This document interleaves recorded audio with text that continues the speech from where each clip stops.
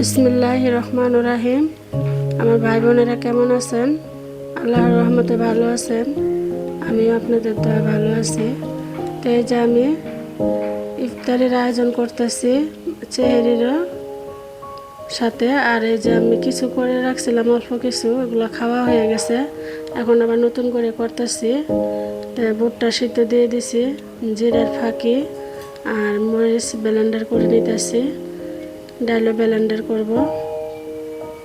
তো এগুলো আমার ইফতারের আয়োজন আর সেহরির আয়োজন। এখন আমি রান্নাটা বসায় দেব। তো এই যে আমার ব্লেন্ডার করতেছি জিরার ফাঁকিটা।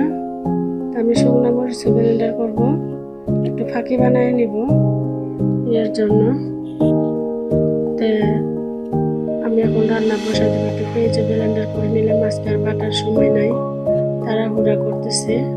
আমার নাতিনটা উঠে যাবে, কান্নাকাটি করবে, এর জন্য ছেলের বউকে বললাম তুমি এগুলো করো, আমি রান্নাটা বসায় দিই। আমার ছেলের বউগুলো ব্লেন্ডার করতেছে, আমি ফাঁক দিয়া যেগুলো ডাল কিছু করছিলাম প্রথম রোজাতে, এগুলো শেষ হয়ে গেছে, অল্প করে করছিলাম। এটা আবার চালটা একটু ফাঁক দিয়ে নিলাম, ফ্রিজে রেখে দেব। ভাবছি রোজার পর আচার বানাবো। এই যে আমি এখন শিং মাছটা কষায় রাখতাম, একটু হালকা করে ভাজা নিলাম যেন এই গন্ধটা থাকে না। আমি একটু মটরশুঁটি দিয়ে রান্না করব। আর ছেলের জন্য, ছেলে আবার এই মাছ খাবে না, ছেলের জন্য একটা আলু দিয়ে তেলাপিয়া মাছের মাথা আছে, এটা রান্না করে দেব। আর মিষ্টি কুমড়া ভাজি করব।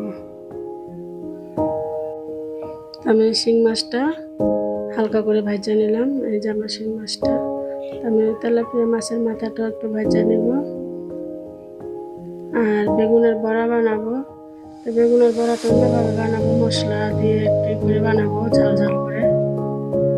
রোজার ভিতরে তো কিছুই ভালো লাগে না, আমি তো ভাত খেতেই পারি না। রাত্রে খেজুর খাই, ওটা চিরা ভিজায় রাখি, এগুলো খাই। তো ওই যে আলুটাও ভেজে নিলাম, এই আলুটা দিয়ে রান্না করব।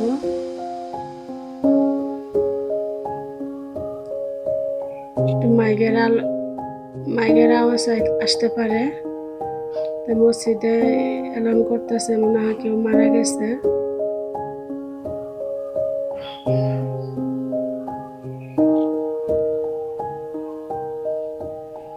যে আমার মাছটা ভাজা হয়ে গেছে।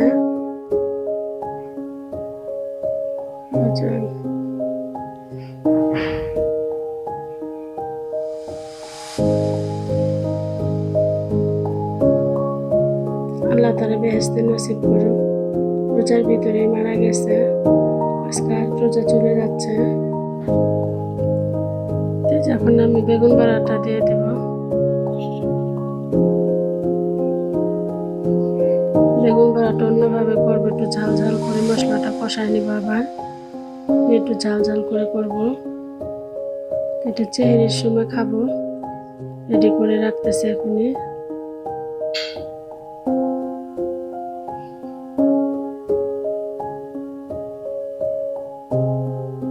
আমার ভাই বোনেরা ভিডিওটা দেখবেন, অনেক কষ্ট করে ভিডিও বানাই, আশা করি আপনারা দেখবেন।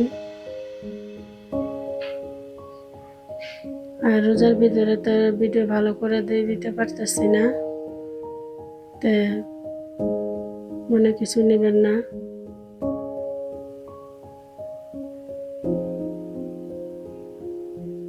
দয়া করে ভিডিওটা দেখবেন, আমার পাশে থাকবেন।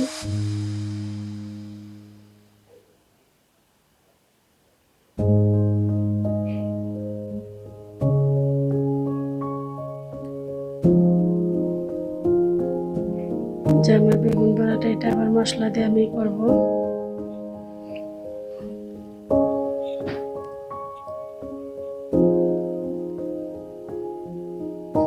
রহমতের মাস চলে যাইতেছে, 8 রোজা চলে গেল, 9 রোজায় পড়ব। রহমতের মাস কিভাবে 8 রোজা চলে গেল।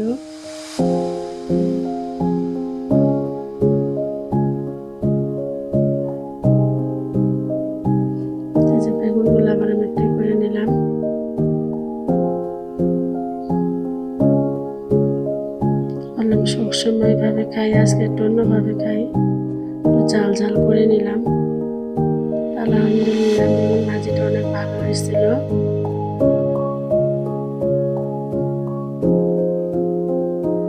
এটা আমি পরের দিন ভিডিও দিতেছি, কালকে দিতে পারি নাই আমার নাতিনের জন্য। বেগুন ভাজিটা কিরকম হলো, আর এখন আমি মাছ বসাই দেব, শিং মাছ।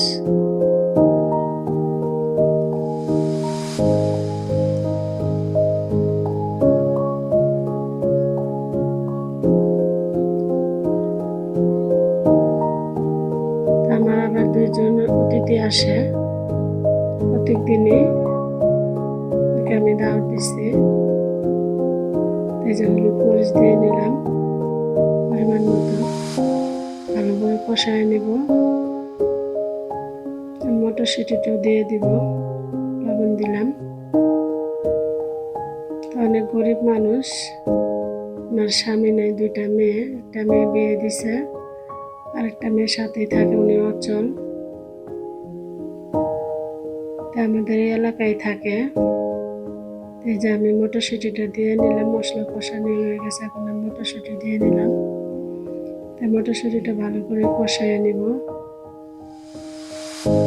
উনি আমার কাছে আবার আসে সবসময় এটার জন্য। আমি বলছি তুমি রোজার ভিতরে আমার এখানে খাবা, তোমার বাসায় রান্না করা লাগবে না। মার্কেট চুলায় রান্না করে পারে না, উনি অসুস্থ। এই যে আমি শিং মাছটা কষায় এখন পানি দিয়ে দিলাম, একটু হালকা ঝোল ঝোল করবো। আলহামদুলিল্লাহ শিং মাছটাও খাইতে অনেক ভালো লাগছে। উনি আবার বলছে চিড়া খাবে, এই জন্য চিড়ার আয়োজন করছে আজকে ইফতারি।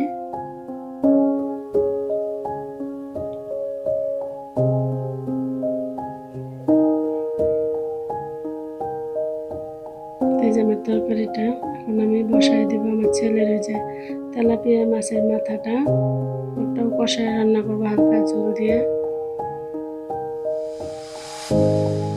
বলতেছে আমার মাথাটাই রান্না দাও একটা আলু দিয়ে, ও আবার এইভাবে পছন্দ করে খেতে।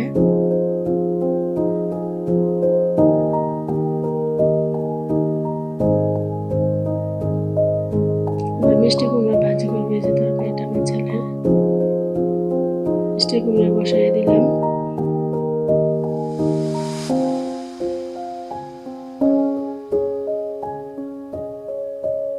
জানেন আমার নাতিন আছে, ওর জন্য কিছুই করতে পারি না, ও এক দুই পা করে হাঁটে, এখন অনেক দুষ্ট হয়ে গেছে।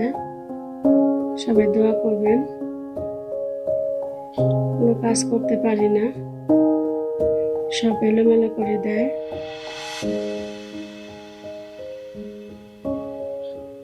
যেমন মিষ্টি কুমড়াটা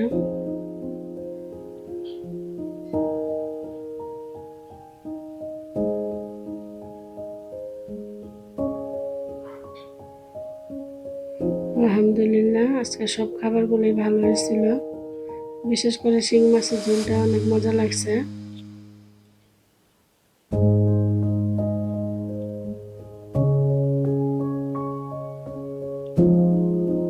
আশা করি আমার ভিডিওটা দেখবেন, আমার পাশে থাকবেন।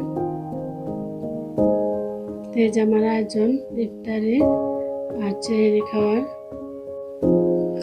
আজকে এই পর্যন্তই, ভালো থাকবেন, সুস্থ থাকবেন, আল্লাহ হাফেজ।